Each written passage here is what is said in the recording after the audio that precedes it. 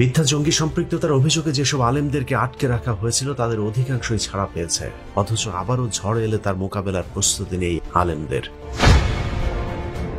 প্রথম আলো, daily star সহ যেসব সংবাদ মাধ্যম এদেশের দাড়ি টুপি পরা বিপজ্জনক করে তুলেছিল তাদের বিরুদ্ধে আলেমদের পক্ষ থেকে এখনো কোনো মামলা করা হয়নি। আসসালামু আলাইকুম রহমতুল্লাহ। গতকাল সাংবাদিক ইলিয়াস হুসাইনের একটি প্রতিবেদন দেখতেছিলাম। তিনি প্রথম আলোকে নিয়ে এবং বাংলাদেশের কথিত জঙ্গি তৎপরতা নিয়ে প্রতিবেদনটি করেছেন। খুবই তথ্যবহুল এবং গভীরভাবে চিন্তার আছে অনেক কিছু এখানে। তিনি বললেন, এর পরেও যদি কোনো ঝড় আসে, আলেমদের এর মোকাবিলার কোনো প্রস্তুতি নেই। আমার ধারণা ছিল বাংলাদেশে আলেমদের মধ্যে একটা পরিবর্তন আসবে। তারা আরও গভীরভাবে ভাববেন, তারা হাত দিবেন জনশক্তি গঠনে, তারা হাত দিবেন নিরপেক্ষ মিডিয়া তৈরিতে। কিন্তু আমি তেমন কোনো পরিবর্তন দেখিনি। আমার ভুল হলে আমাকে ক্ষমা করবেন। আপনি খেয়াল করে দেখুন তো, সে আগের মতোই অবস্থা। বড় বড় বক্তব্য, হাক ডাক দেওয়া বা এই ধরনের সমাবেশ, মিছিল, মিটিং, সম্মেলন, এরপরে মাহফিল, এর মধ্যে বড় বড় কথার মধ্যেই আমরা সীমাবদ্ধ। কোনো কি প্রস্তুতি আছে আমাদের? জামাত ইসলামের মতো একটি সংগঠনকেও দেখছি প্রত্যেকটা বিষয়কে, প্রত্যেকটা জিনিসকে তারা জামাতময় করে ফেলছেন। এই যে প্রথম আলো নিয়ে এত বড় একটা নিউজ করেছে, কিভাবে আওয়ামী লীগকে তারা হেল্প করেছে আপনারা খেয়াল করে দেখুন। তারপরেও আপনি কি বলবেন যে প্রথম আলো আওয়ামী লীগের পত্রিকা? তারা কিন্তু এরকম সব কিছুকে আওয়ামীময় করে তোলে না। আমরা প্রত্যেকটা জিনিসকে, যারা ইসলামী সংগঠন করে প্রত্যেকটা জিনিসকে, এমনকি কেউ যদি ফেসবুকে কথা বলে তাকেও জামাতের ট্যাগ লাগাই বা জামাত বলে পরিচয় দেওয়ার চেষ্টা করি। আবার কোনো একটা পত্রিকা, কোনো একটা কিছু হলেই সব কিছুকে জামাতময় করে দেই। কেন? জামাত ইসলামের বলেন বা অন্যান্য ইসলামী সংগঠনের বলেন, এমন কি কেউ নেই যারা দায়িত্বশীলরা ছাড়া, নেতারা ছাড়া কেউ চালাতে পারে? প্রত্যেকটা জিনিসকে যদি এভাবে ট্যাগ লাগিয়ে দেওয়া হয়, সাধারণ মানুষ কিভাবে গ্রহণ করবে? আর প্রথম আলোর বিরুদ্ধে কথা বলছি আমরা, বিকল্প কি ব্যবস্থা করেছি বলুন তো? বাংলাদেশে মিডিয়ার জগতে ইসলামী সংগঠনগুলোর অথবা ইসলাম প্রিয় মানুষের কি আছে? মিডিয়া যা বানানো হয়েছে সব আওয়ামী আমলে বানানো হয়েছে। এখন আপনাদেরকে কভারেজ দিচ্ছে, কথা বলতেছে, এটা বাধ্য হয়ে পরিবর্তিত পরিস্থিতির কারণে তারা দিচ্ছে। সময় আসলে তারাই আবার কামড় দিবে। এই প্রস্তুতি আপনাদের থাকা দরকার। কোনো প্রস্তুতি নেই। কোটি কোটি টাকা খরচ করে সমাবেশ করা হয়, তাবলিগে আজকে মারামারি হয়। আহা, কোথায় আছি আমরা? পিঠ কি বাঁচবে আমাদের? খুব গুরুত্বপূর্ণ যে কাজগুলো করা উচিত।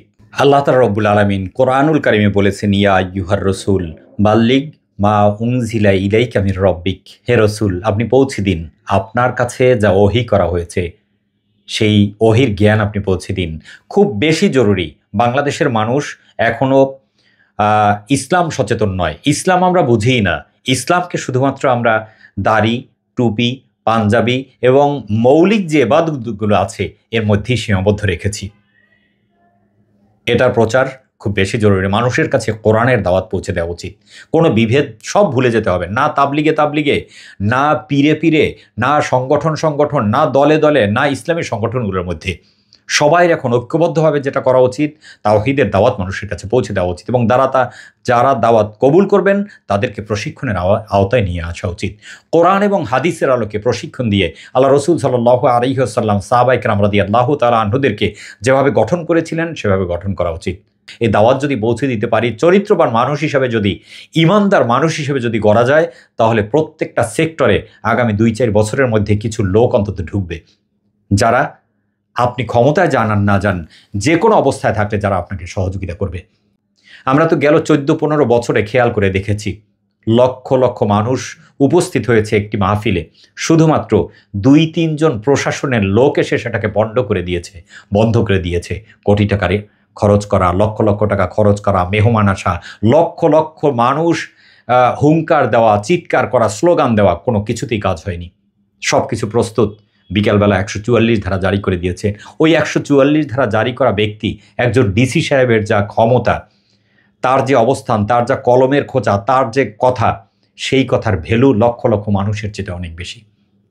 আমাদের কি উচিত নয় প্রত্যেকটা সেক্টরে দিনদার, ইমানদার, কোরআন বোঝা, তাওহীদ বোঝা, ইসলামী সংগঠন করা বা ইসলামী সংগঠন, ইসলামের গুরুত্ব বোঝা, জীবন যাবে তারপরে অনৈতিক কাজ করবে না, এরকম কিছু লোকজন তৈরি করা? সেই প্রস্তুতি কি আমাদের আছে? আছে কি আমাদের কোনো মিডিয়া? কোন কোয়ালিটির মিডিয়া আছে আপনি বলুন তো?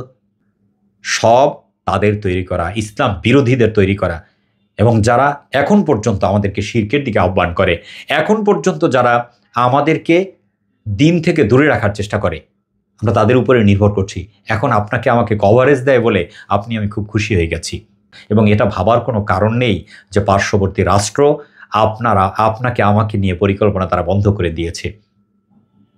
আপনাকে ভাবতে হবে, আওয়ামী লীগের নেতা নেত্রীরা, মন্ত্রী এমপিরা চলে গিয়েছেন, কিন্তু প্রত্যেকটা সেক্টরে তাদের লোক আছে, প্রত্যেকটা জায়গায় তারা বসে আছে।